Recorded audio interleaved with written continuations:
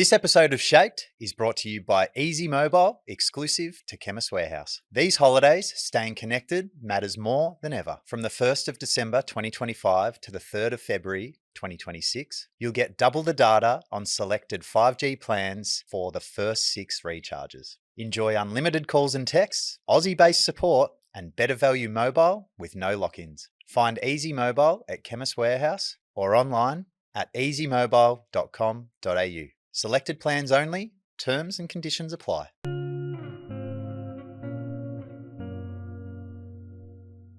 Emma Murray, welcome to Shaped. Former elite national level netballer, which we'll get to. Mother, which I think is one of your most, if not the most thing, or the thing you're most proud of. And now one of Australia's leading high performance mindset coaches. Is that a good way of putting it? And mentor? Yeah, coaches, probably, yep. Now, as we do with every guest, today we'll explore the defining moments that have shaped you from your childhood, from the netball court, as you just touched on, motherhood, Will's accident, and guiding some of the world's top athletes. You've worn so many hats. What's one little bit of advice through your experience that you could have given yourself all those years ago that would help you today? I know it now. I probably didn't know it at all when I was younger, in my early 20s, and that's the power of true acceptance, like really accepting what you can't control. And I know we throw that around a lot, wherever I go, I say to people, and we can't control that, and accept what you can't control. Oh, I do that. That's what I do. And it's like, no, you don't. No, we don't do that. Saying that you have doesn't necessarily mean at a No, subconscious level you've let it go, right? no, that's right. I probably even so much as last year learned a whole new dimension on that. Involved in some pretty unexpected and big losses with some of the clients that I worked with, and it made me dig deeper into that acceptance space. And so I really think life, particularly in my 20s, would have looked a little bit differently had I been able to actively live acceptance rather than the strategy that I used, which was disassociation, like just that was your form of letting go. Get out of there. Like just almost run away. Yeah. And there'd be a big portion of the population that genuinely don't face. Yeah. And disassociation can sort of feel like acceptance. Like I'm not one to get high drama and, deep in the weeds of stuff. Yeah. So it can feel like acceptance, but really it was like a bit like what toddlers do. Like if I hide and I can't see you, you can't see me. So that was I'm still trying to do that with my own kids. You touched on your 20s there, but I do want to go back to your childhood. What did life look like in your household growing up? Family, parents, where did you grow up? I grew up in Mount Eliza. Originally, our family was from Sydney, and 3 kids, working dad, working mum. But dad was a primary breadwinner. Mum sort of looked after the kids. I reflect on this often because I stand in my shoes as a mother and I hear myself whinge and complain and I'm tired and I do so much and it's so hard and there's so much I have to do for you. And I never heard that from my mother. And Mount Eliza was like an hour away from the city, and I played netball in the city from grade 6. And by the peak of my netball, like in halfway through high school, I was there 6 days a week. And she was working and had 2 other children and would drive me to and from netball. Now you have to sit at netball because, mum can't drive an hour home again. I never heard her complain once. And I was also reflecting recently, I don't think I've really ever shared this before, but my father, when I was in grade 6, we had a house fire at home and he was significantly burnt, 3rd degree burns to the majority of his body, and he ended up in the Alfred Burns unit for like a good 6 months, and I have zero zero memory of my mother ever complaining, Yeah. ever getting help from other people, ever putting anything extra on us. I'm just must be a really whingy mum because, You got to cut yeah, yourself some slack yeah, because from my own experiences, being a mum it's not a job, but it's the toughest role in the world. it's crazy. And you wear every bump, you Yeah. wear every bruise, you stress, I think, typically more than Yeah, for the sure. male does. Yeah, yeah. But that acceptance piece, that does come into that motherhood. I think how I parent now is through that lens, and I wish I had known that earlier in my parenting journey. Well, we're all on a journey. Mm. Was there any particular moments in your childhood that kind of shaped who you are today, but also, the work that you now carry out? Yeah, I mean, definitely my netball shaped who I am. Making an underage Australian team quite young, going off to the Australian Institute of Sport, that definitely shaped me. It could have shaped me in a lot more productive and healthy way had I actually had someone like myself who helps athletes now. I mean, the resources were there at the Institute of Sport, I just didn't use them. So it shaped me in that I think I lived in this constant state of fear of not being good enough and fear of what what's going on, how did I get here, what do I actually want from this, and not knowing what to do with that information.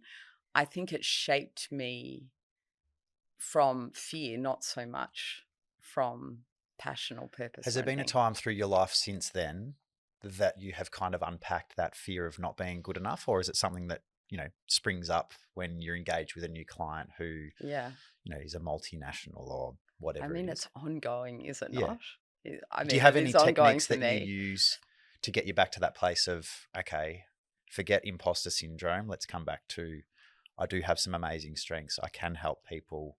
And if I focus my energy on that, then the rest actually doesn't matter, rather than the Yeah, story you're telling yourself. yeah. I mean, there's a lot in that. I think first we need to understand our human wiring. We need to understand that as humans we're wired for safety and survival. We're not wired to be, great netballers and footballers and business owners. And so when we understand that our mind is trying to constantly distort the narrative of the situation to keep us safe. And so, one of the greatest survival strategies we have created as a human, or our biological mind has, is to tell us a story around. Not being good enough and people not liking us, so that we do what is required to stay connected and stay as part of the tribe. If we go all the way back to the caveman era, then if you were outs from the tribe, so Trent, you're no longer part of the tribe, you have to go off and do your own thing. When you were part of the tribe, maybe your job was to keep an eye out for the tiger. Someone else was to, spear the tiger. Someone else was to gather the food. But now you're on your own and you've got to do that all by yourself. And so it is a significant disadvantage to be outsed, to be rejected, not to be liked. So our survival mind is going to do everything possible to stay a part of that tribe. And we have developed this incredible self-critical mind that's trying to warn us of all the things that we could do to be not liked. So, yeah. When you say that, I'm sitting here going, you do want to feel like you're part of community and supporting people and effectively being a people pleaser. Hmm. But then there's also this element of staying true to what you value and not lying in the shit just for the sake of making someone else happy. How do you find the balance?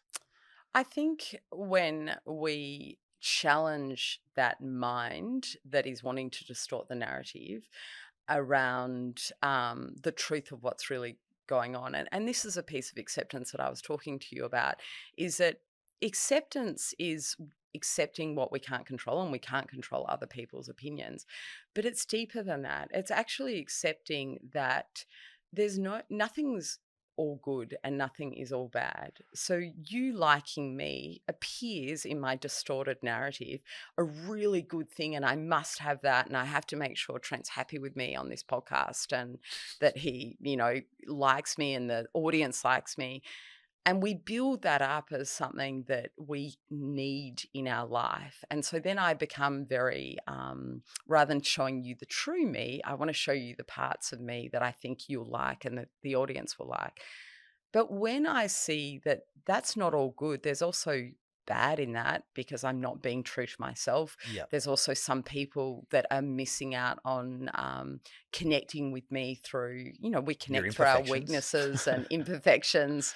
So I'm missing some connection by not showing that. So when we see that there's two sides of everything, then we start to get a more balanced perspective. So it's not so much around, I think, just choosing to be true to myself for the sake of being true to myself.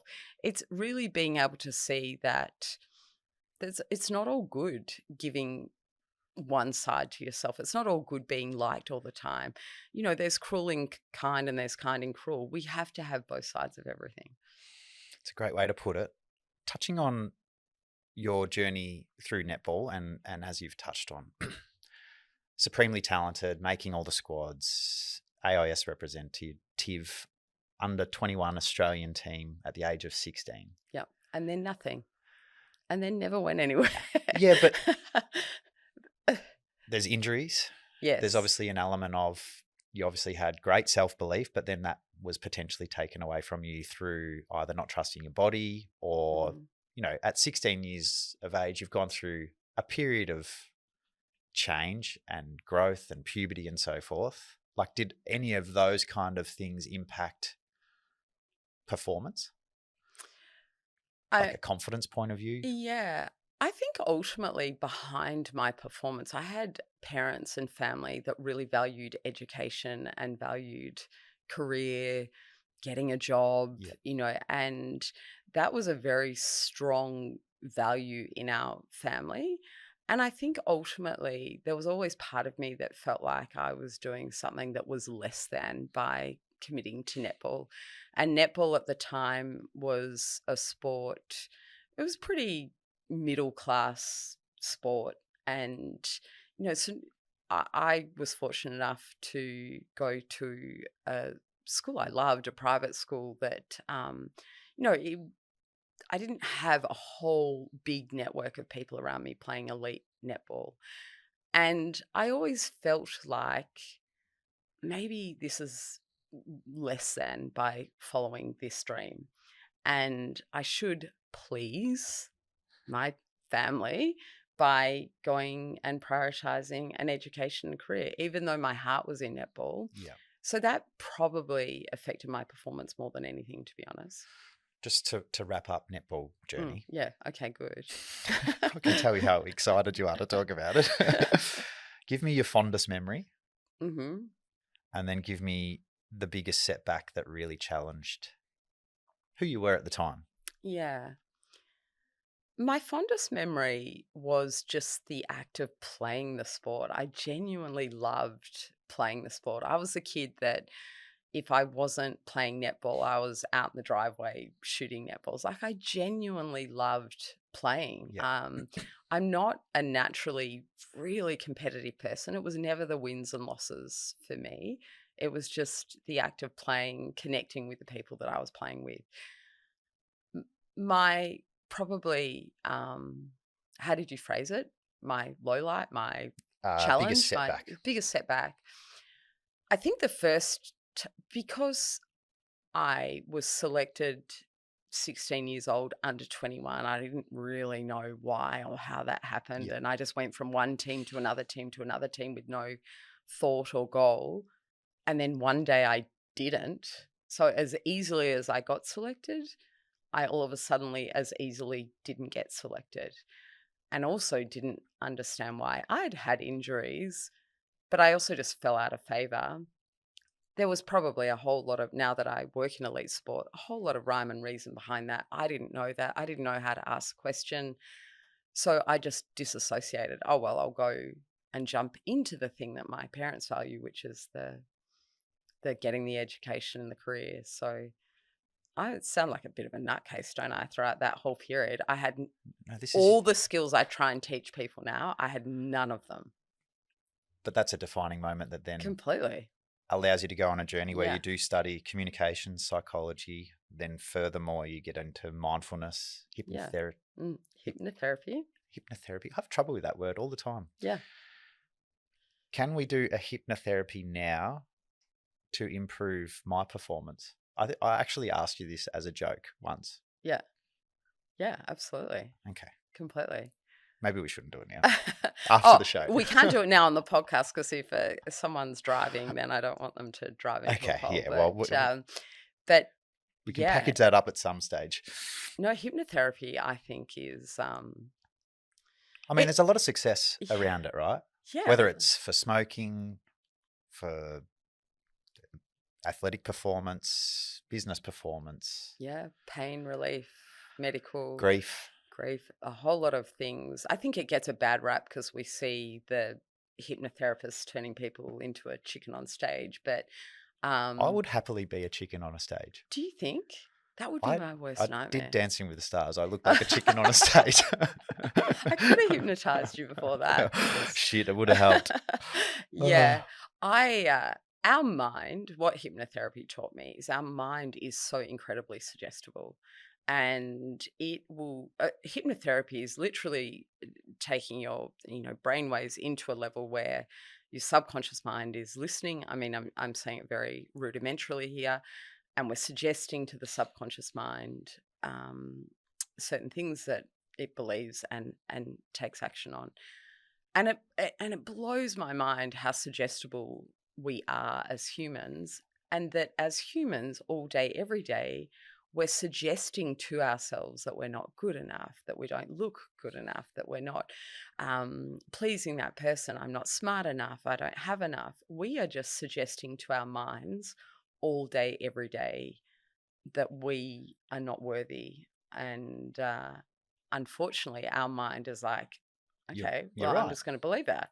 And then I'm going to take action to, live that belief.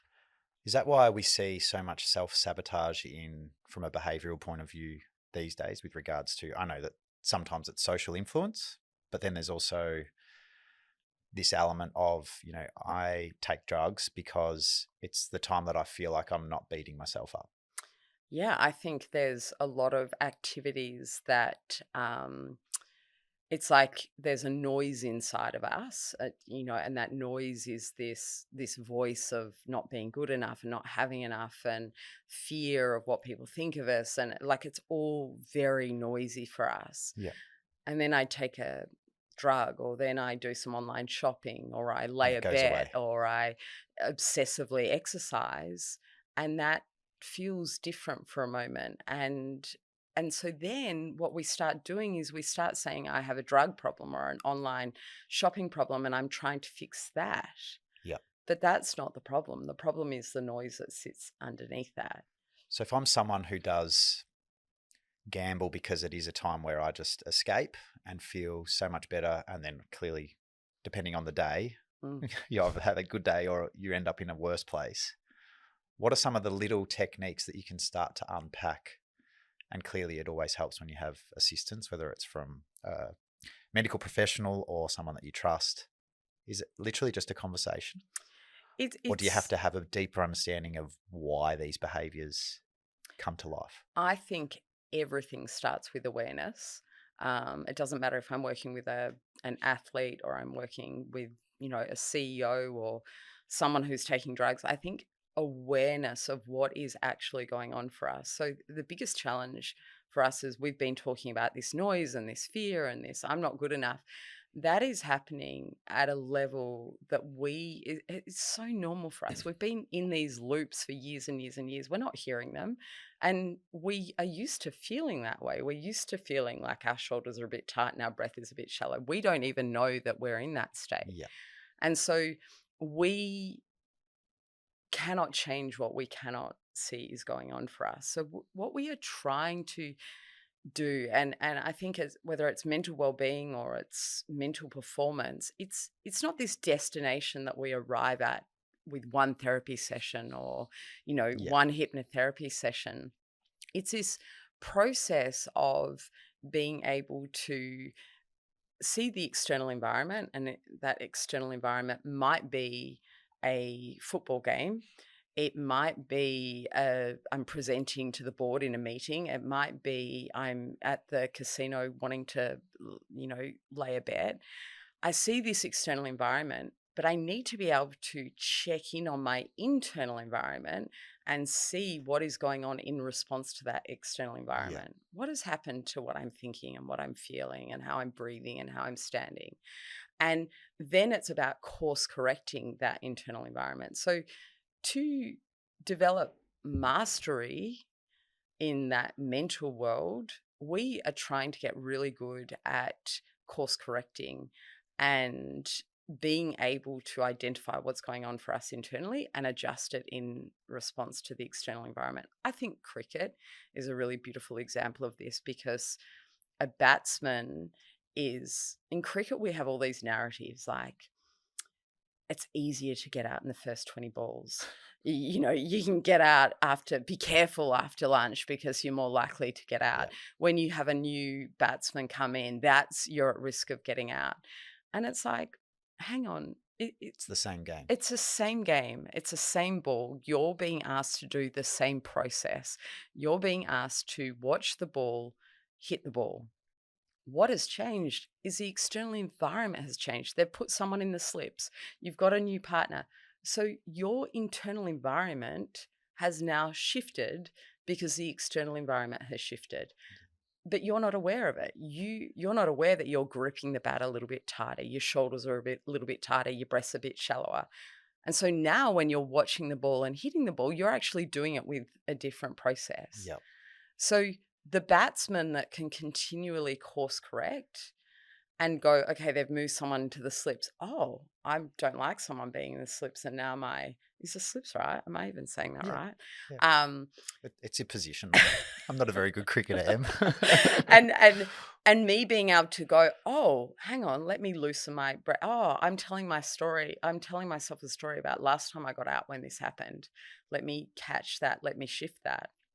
When we get good at that, then that is when we start to be able to tackle these self-sabotaging things that trip us up.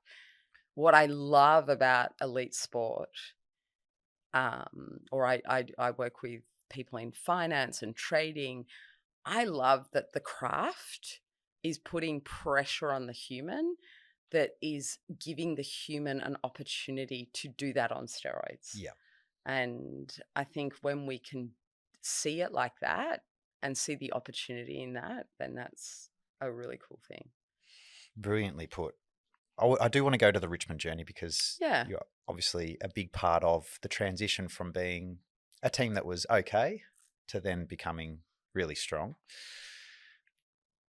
What year did you actually start working with some players from the Tigers?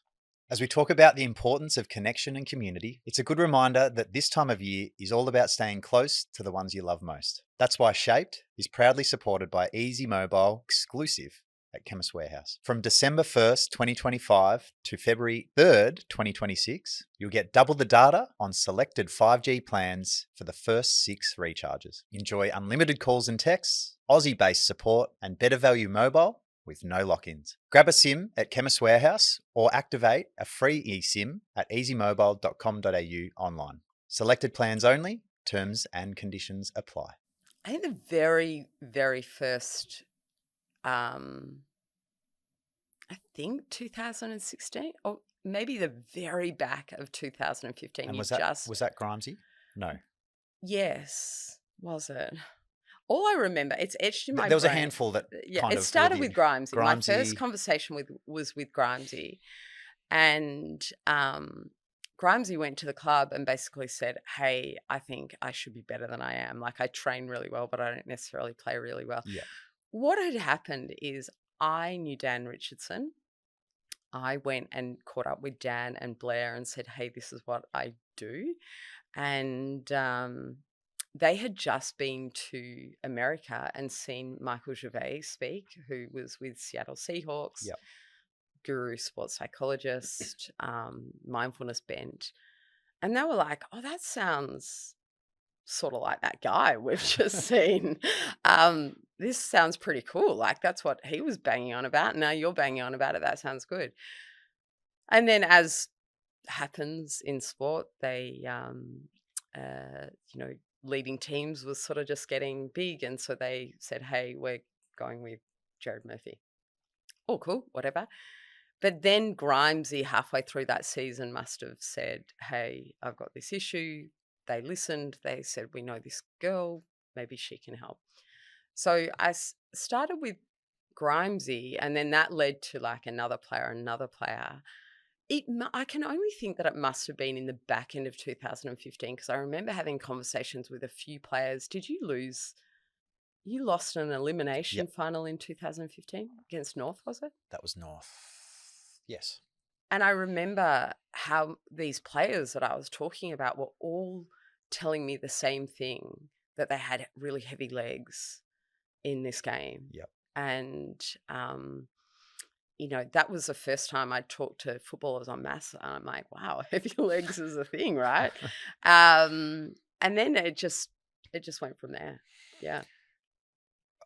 I think about my own journey with I think athletes would probably feel very much the same. And I remember Brett Delidio being like, when it was brought up, we should do group sessions. It was kind of like, oh, if it ain't broke, don't fix it. Yeah. Like, I'm still performing pretty well. And I was probably one of those people that felt like I had things in check and didn't really need any more, or didn't want to add any layers to it. But then 2016 happens, rock bottom. Yeah. And kind of like, how did you, from someone who had these amazing assets, break into then being able to bring it on and onboarding the majority? And I'm not going to say that everyone bought into the mindset part of performance, but there was a big portion, as compared to a minority. Yes. I was I was fortunate for a number of reasons. So one, Ben Crow, who you've had on here before. So Ben, I have known Ben for many years, through long before Richmond, and he, before he had started working with you or Dimmer, he was a fan, but also knew Brendan Gale, and I like to call him a nuffy. Right, okay. I'd never say it to his face, but he was a nuffy. Okay, he was a nuffy, and I think his boys were nuffies, and he felt he owed his boys, and he, through his work over, as part of his journey, he went to the club and sort of said, hey, I know someone, in America that I think you should really do this work, and we really need this work. And I think the club was sort of like, oh, that's what that girl does. Yep. Who we don't really use very well. Maybe she could sort of do a bit more. Yep. And Ben was instrumental in really encouraging them to use me. Yep. And I don't know if that door would have been opened had he not done that. So there was that going on. And then there was the weight in the Dylan and Dave Asprey and Dusty Martin and Sam Lloyd. And they, as you know, as a group, have such a palpable heartbeat in that club. Yeah. It was such a gift, that group that sat under you guys as the leaders. Bloody oath. And they had so much weight in influence, and because they jumped on board, I didn't really have to do anything other than that. So I didn't drive it, and it wasn't my skill. It was their investment in it that brought everyone on board. We did have a lot of fun with it, and there was many games, and there was times where the introduction of A times B equals performance, and that was used from brushing your teeth to table tennis games during breaks at the footy club, where people would genuinely be into each other saying, I've got you in your B. But I think it was that language that then helped kind of create this narrative where everyone was in. Yeah. I love the story of Kane Lambert. Gold Coast. I can't remember who we Ran were to the playing. bench. You ran to the bench. Said, I don't have a B, I'm in Z. No, That's the size of Antarctica. Yeah. My B game's the size of fucking Antarctica, and I can't get out. And I just loved that it became a language. You know, we talked about our B game being this when our attention, our focus went to all the stuff that we can't control. And, you know, it's the what ifs, the if onlys, the it's not fair, it's what the fuck. It's like all of that stuff. And you know, we all have that place as humans, and it's sometimes the hardest thing is actually telling people I'm in that place Yeah. or recognizing that people are in that place. But also when I do, how do I shift someone out of that? So this language and the humor around this language made it a really safe place to say to someone, I'm struggling here. So please don't, you know, I think that was Lambo's way of saying to Minnie, hey, please don't come and tell me, you know, something technical here or that I'm really bad or throw my stats at me. I'm well aware. And I always say this, you don't need to tell an athlete they're doing badly. They're aware. Yeah. They're rerunning it. They know their stats. They're picturing every mistake in their mind 10 times over. So it's a safe way to say, please don't go down that route. Please actually just help me reconnect with something simple, something that I'm good at, something that I know I can do, and help me climb out of this hole. And imagine if every leader in every organization had the ability to not judge someone's B game, not But you're help them lazy, you're shift useless. back Just to- recognize that they're not where they need to be. I hired this person because they're good at their job and because they've got value that they can bring to this place. Let me see that they are in an unhelpful emotional state now. Yeah. And rather than throwing deadlines at them and more work, let me shift them out of that by reconnecting them to something simple, reconnecting to them to something that plays to their strengths, and let them then get back into doing what they do well. I like to actually had a conversation with a friend who runs an organization, and he said often when we're in that state where there is more or increased pressure, it feels like there's additional expectations being put on people. And I'm like, we just need to shift it back to showing appreciation for what they are rolling out. Yeah. And then instantly that kind of disalarms all the other bits that are kind of adding up. Yeah. So it's an amazing way of shifting someone's focus in that heated moment, whether it's in business or in sport or in life with your kids. And Yeah. Or go to the evidence of what they can do well and a time they have done well before. Talking about pressure and expectation and affecting performance, I don't know that I've ever shared this with you before. We did an exercise at Richmond. Remember the grid exercise? You might not remember it. On a grid, there's 1 to 99. The numbers are in boxes 1 to 99. And you have to cross off the numbers. You've got like a minute, as many numbers as you can. You go 1, then 2. You're not allowed to jump ahead. You got to find the numbers. Which is about controlling your attention, yes? Yes, it is, right? And you do it and it's like, oh, great. And I did it. I got a really good number. I'm sitting next to you. You did it. You got a good number, everyone. And then Jacques, who was leading the exercise, says, okay, now we're going to do it again. But this time you have to beat your number that you got previously. And you also have to, let's find out who in the room got the high score. We have to try and beat that high score. And we have to try and beat the person next to us. It's like, okay, so now there's expectation on. Now it's like, I have to, it's measurable. What if I don't? And so he goes, go. And you start, and I just see your hand. You're like going 1, 2, and I can hear your hand, and I'm looking at you, and you're moving through the numbers. I'm not competitive at all. And I just go, I'm just thinking, oh my God, like Trent's just flying. Oh my God, Trent. I get into this distorted narrative around how good you are going. I cannot see one number. I go completely blank, and I don't get higher than 2. And it was such a insight for me. What did I get? No, I'm joking. You probably, knowing you probably got the high score, but it was such an insight to me as to what happens under pressure. And that was the point of the exercise.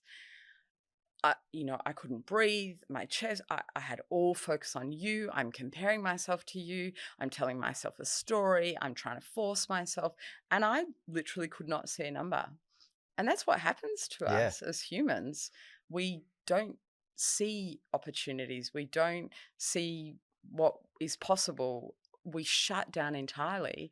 And then we have a leader or a coach or a parent yelling us to do more and do better. Do better. Try harder. Just try harder. It's Don't not be hard. ridiculous. Like, just pick the next number. Oh, shit. So, yeah. The joys. That is a Yeah. great example, though. It is. Yeah. I thought you were going to say I was the one that froze. No, I did. Because it's happened plenty of times. Yeah, don't trust. worry. I'm like typical captain of an AFL club doesn't freeze. Just the high performance mind coach freezes. It's all a journey. Yes, Keep saying is.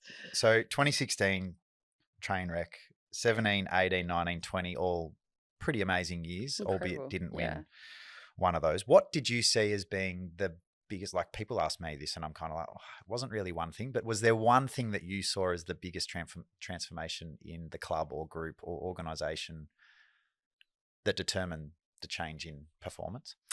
I mean, I describe it a bit like cooking a cake. If you take one ingredient out, then you're not going to get a great cake. And I think whether it was Peggy's leadership, your and Dimmer's journeys you went on, Shane McCurry, you know, like the whole thing, that heartbeat, that group that sat out of under you guys, I think that was like the recipe for truly something that I've never experienced again. I've never experienced anything like that again. Yeah. It was very unique. But I did, and I'm not just saying this because I'm on your podcast, but there was something I learned after you left that I didn't see at the time. That was a real learning for me, that when you left, you know, I've never asked you, but what I felt is you stood for this love, vulnerability, authenticity. And You got most of my values there. Yep. Okay, Yep. all right. Well, that came through very Well, strongly, good. right? I'm glad that I did them. And it was like everything we did had that lens. And, you know, I'm sure some people, I don't know, I never asked them, but I'm sure some people that wasn't their thing, or they thought, you know, that, but everyone pretty much just followed that, you know, North Star, Yep. so to speak.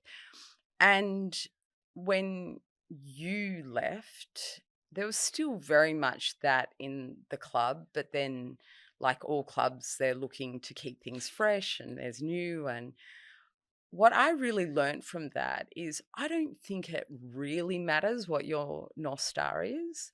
I think it's the consistency of it.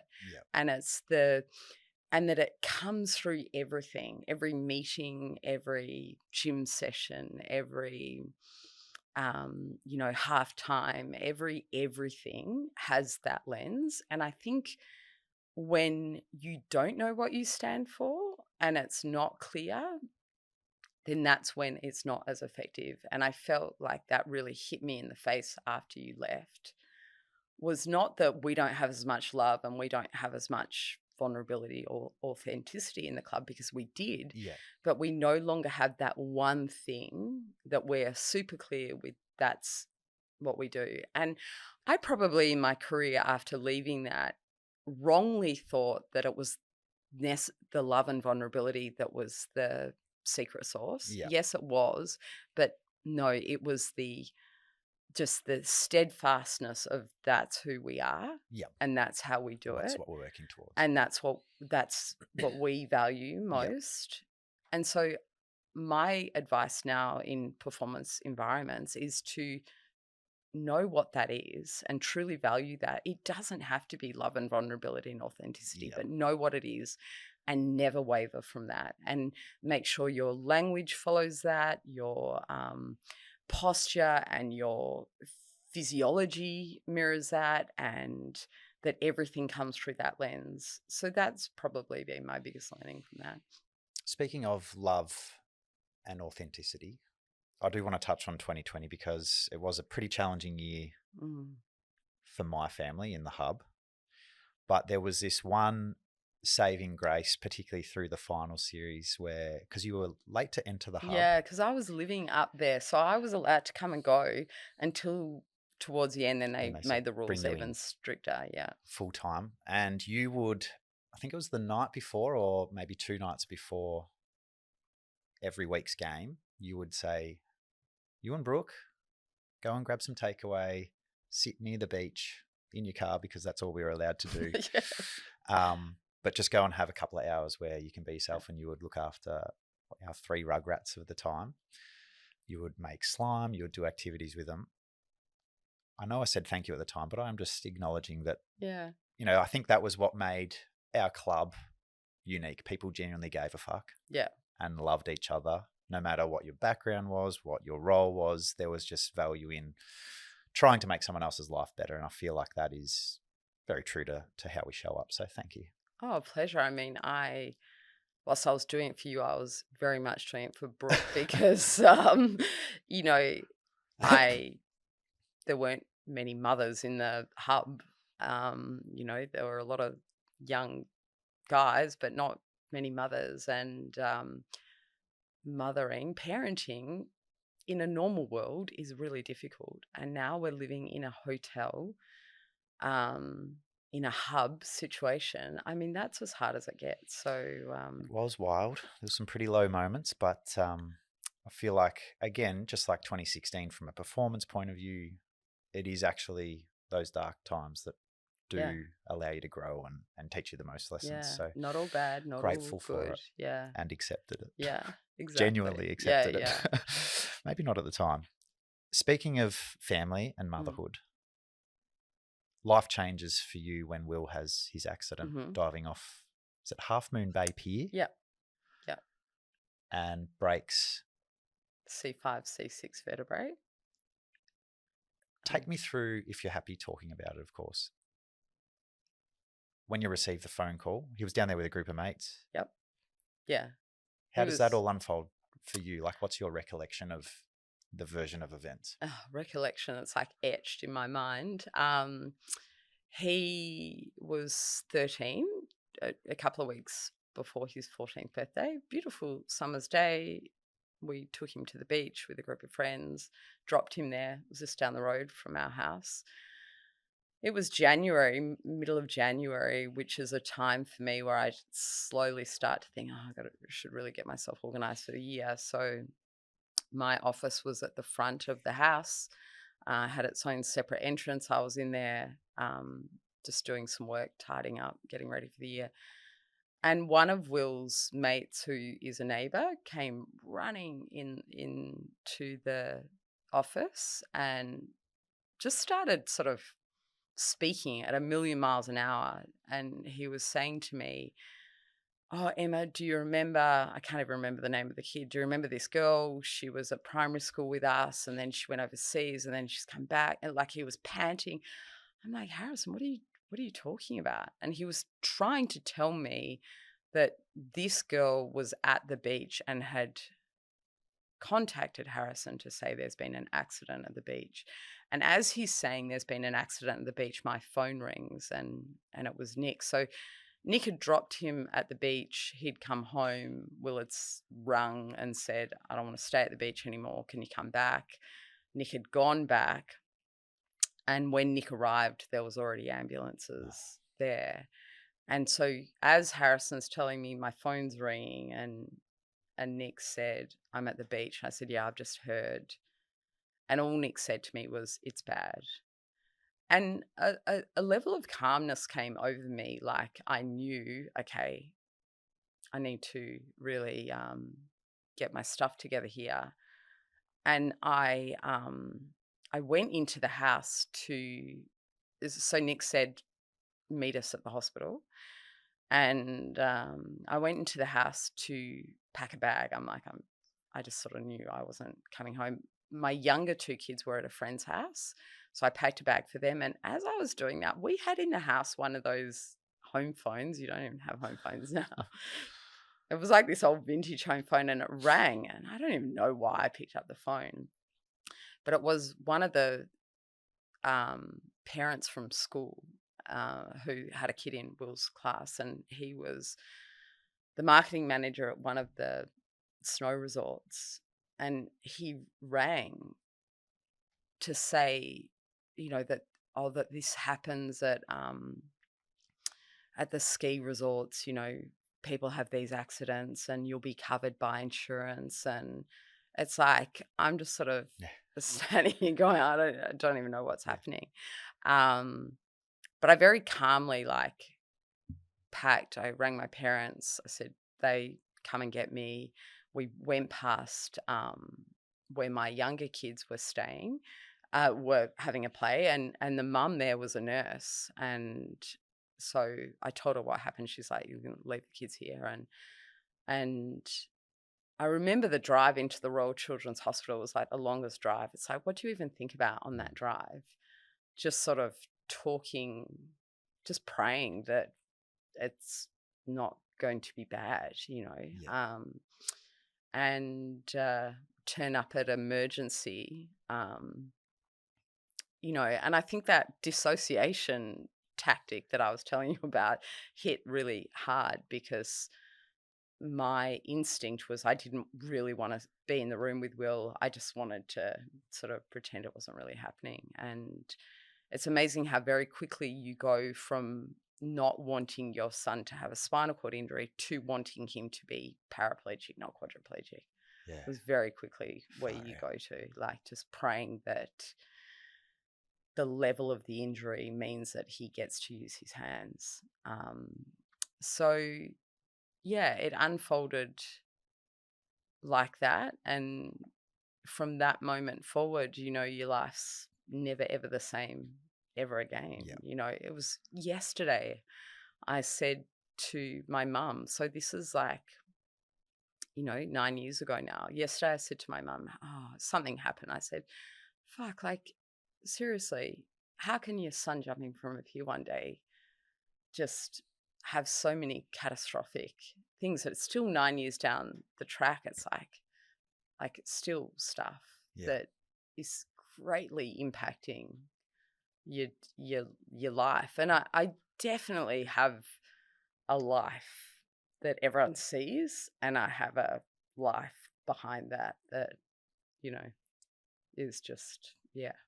Who have you relied on the most through this journey? Because Mm. it's ongoing, right? Yeah. Because knowing what I want for my own kids is that you just want nothing but the best. But Mm. so much of that was taken away from Will in a moment. Yeah. How do you continue to try your best to give him everything that he needs when there is some physical challenges that come with the injury that he sustained? Like, let me sort of deal with that question in two parts. Like, who do I rely on? I mean, I've never been asked that question before, but if I'm honest, I rely on me. Like, I rely on doing my work really deeply. Um, like, the acceptance piece. Like, you have to do so much deep work around that daily, like, absolutely daily. Oh, podcasts are like my therapy space.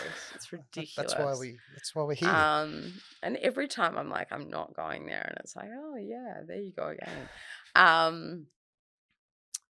But I are there people? So many people have experienced trauma, like so many people.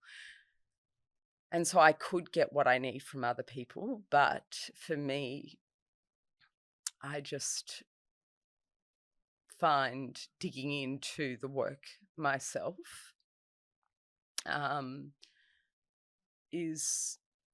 helps me deal with spinal cord injury, but gives me learnings that I couldn't get out of any course or any psychology book or any therapist. So that I'm sort of blessed that it provides you with an opportunity to do that work at a really deep level. And how do I give Will everything you want to give as a parent? Far out. Will's like, I don't even have the words to describe Will. Like, Will has a level of awareness, and I don't know the word I want to use, but he's like Buddhist monk level, because I think you have to. Like, I think there's two ways to go in an injury like that. I go down, down into a hole, or I have this perspective on life that is so conscious and so deep, and I don't even know the words to use. So I leave him. He gives himself everything he needs. Yeah. I had to step out of that journey, and I, I'm not doing a very good job of articulating myself because it's very hard Well, there's a lot to it, right? Yeah, there's a lot to it. It's like when you're robbed of the ability to move and feel, and how do you help? How do you give someone? You can't. You can't, right? In the early days, how do we get a modified remote control for his PlayStation? How do we get cool things to hang on his wall? How do we make sure he has the clothes he likes? And I think he was very attached to that stuff. And then it's like he's done a complete detachment from needing or wanting anything, to be able to be present in the moment and okay in the moment. And only he could give that to himself in a way that I'm saying only I could give myself what I needed. I remember having a conversation with you. It may have been a year or two down the track, but you said, I think it was a psychologist, when it all first happened at the hospital, sat you and Nick down and said 95% of marriages break down. Yeah, I can't remember the number, but it was pretty high. And it was like, I might have made that up. Yeah, no, it was. But it was in the significant 90s, I enough reckon, to sort of like rock you guys. Yeah, actually, it wasn't a psychologist that said it. I remember who it was. My eldest daughter is like, I need therapy. I'm like, okay, great, like sure. Yep. And she goes off and she has one session with the psychologist. She comes back and she said, oh, well, I have OCD and you and Dad are going to get divorced if you don't go and do something, because the divorce rates with spinal cord injury are blah, blah, blah, blah. And I think someone had sat us down in the hospital and said that. And I just wrote it off as, like bullshit. This is whatever, and one moment on that first day that Will was injured, we had a moment where we were walking to the MRI to decide to find out if he was paraplegic or quadriplegic. And my parents were with me, and we had a moment where we sort of stopped in the hallway and really made a commitment to each other that we don't turn on each other. We, really have got to, whatever this brings, we have to lock in here. So I never really gave that number a thought. But now I'm sitting here and, we have separated. We're still in each other's lives and very more than amicable. We're still very much a team. But I think trauma, like you just asked me, who do I rely on? And I said me. I think you have to do trauma however way is best for you to do that. And I think people do that differently. And I went in one way and needed particular things, and Nick needed his particular things. And I think a big part of me was like, what spinal cord injury has taught me is there's some things that you can't control and you can't change, but I could change this. And so I felt it was important to do that. Through relationship and parenting, what are the keys to a successful relationship, whether it's marriage or mum-daughter relationship, mum-son relationship? What do you think are the key themes or attributes that you need to have to make it the best that you possibly can? Because it won't be perfect. Yeah, God, no. Even though in my head sometimes, I've suffered from perfectionism for a very long time. Yeah. Yeah. Ongoing. I think, we say that word communication, but I think it's more about being very deliberate with that and having, here's the thing, like life is just so insanely busy. Yeah. And, the corporate people particularly that I'm working with, they're on a treadmill of like, it's insane. They get up and one meeting, another meeting, and there is no space in our life, we feel like. And then we throw on top of that the distorted garbage that we're telling ourselves and the people pleasing we're doing and the saying yes to everything, and we're all quite in a mess, to be honest. And so what goes missing in that is that space. I think it's a space. Yeah. So we talk about the need to communicate, but we actually need to create a space to do that.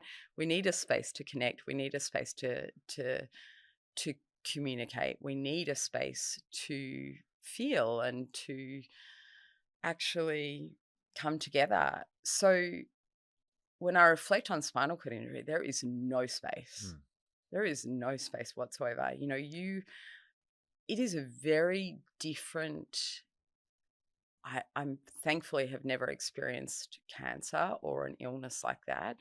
But what I see is that if a loved one has cancer, then there is time for me to fundraise for cancer and volunteer and support them.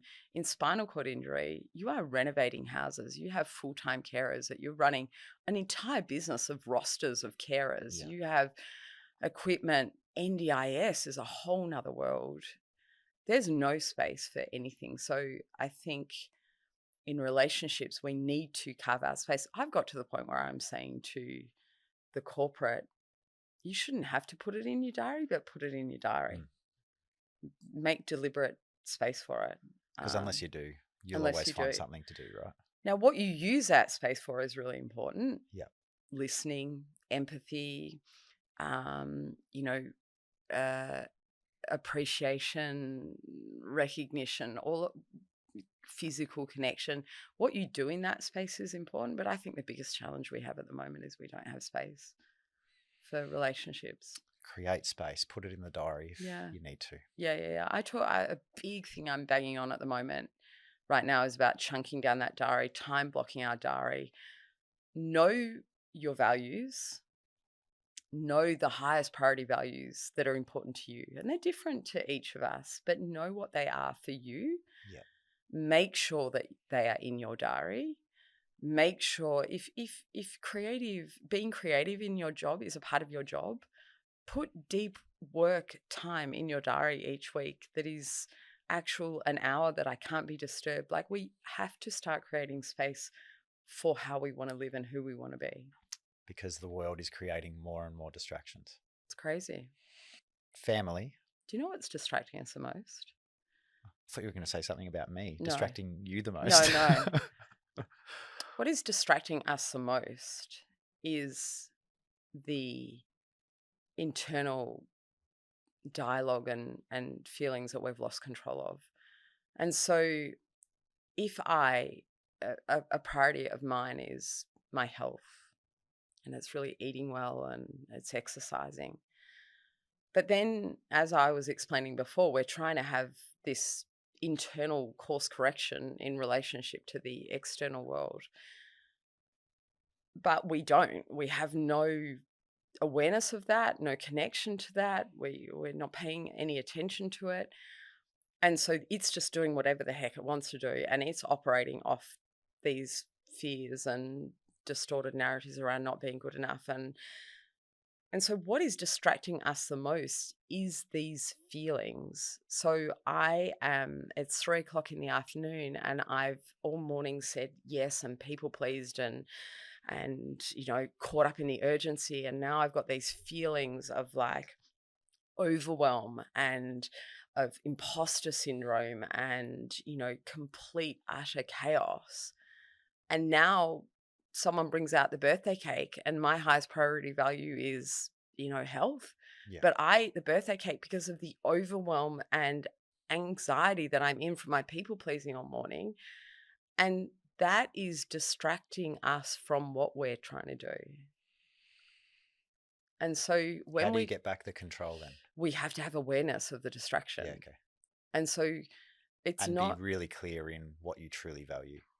We, have to be clear on what we value, and then we have to be clear on what thoughts and feelings are pulling us off that. And set the goals around that so that you always have something that you're working towards. Yeah, but then we have to create a day where we are able to check in and course correct. Because that treadmill, now we're so far off it, that value, we are, in survival mode. And so that value is long gone. So we need to have, before every meeting, stop, take a breath, check in.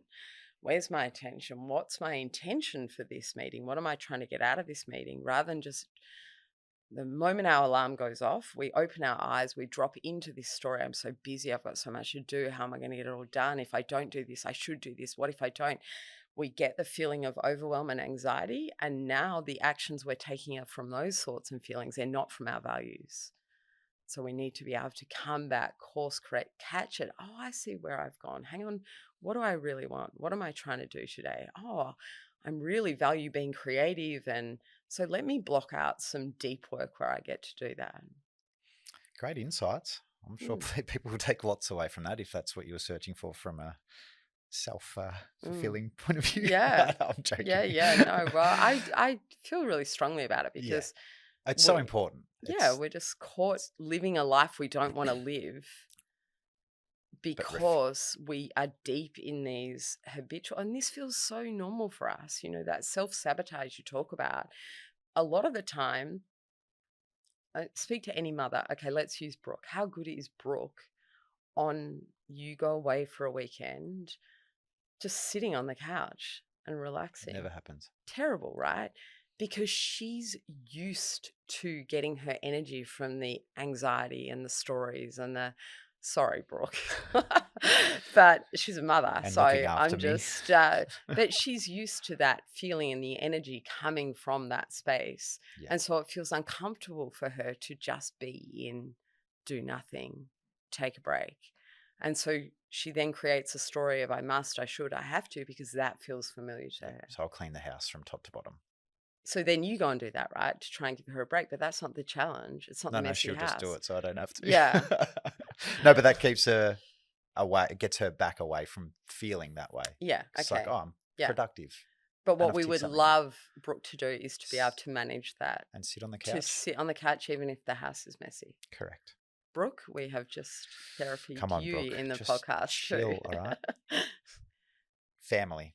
Yeah. Huge part of your world. Mm-hmm. Give me a word. A word might be hard to describe or to suggest how proud you are of each of your kids. Gosh, I'm going to have to really think about that.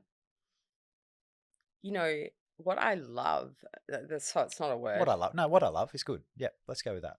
What I love. What I love about my children is that and I don't know if this would have been the case had Will not had his accident, but because Will had his accident, we took our hands off the reins.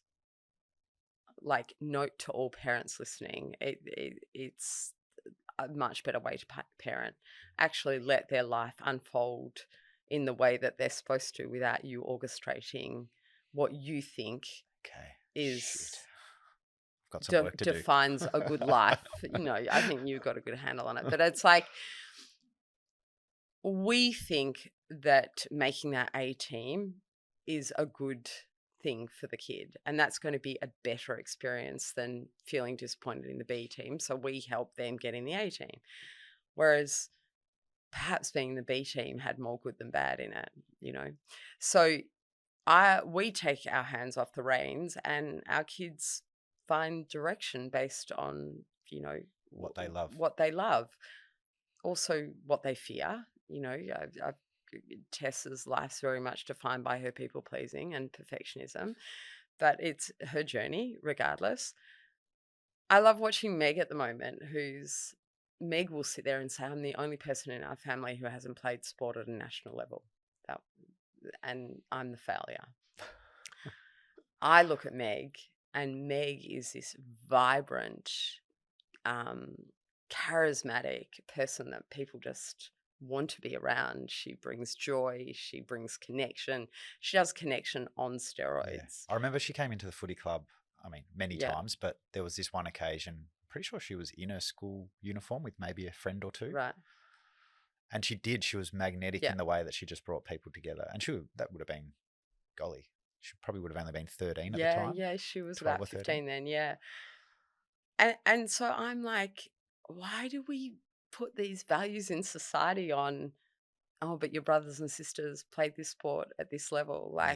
So I love watching her, and and seeing that that's her and that's her thing. And she does that as well as our youngest is an elite snowboarder. And she does that as well as he does his snowboarding. So I love that the kids truly are carving out lives that are representative of their values and who they are. And you get to support that in a fun way without pressure or expectation. Oh, look, I do that because I've given up. In a positive way. I can say it's because it's, deliberate choice of mine, but really I've just lost all. Yeah. I'm conscious of your time. Yeah. To begin to wrap up, some of the individuals you've coached from a performance point of view, you're working with Australia's #1 F1 driver, Oscar Piastri. Yeah. Is that how I say it? That's correct. Richmond supporter. Yeah, he is. Yeah. I have to go for a fast lap with him one day, but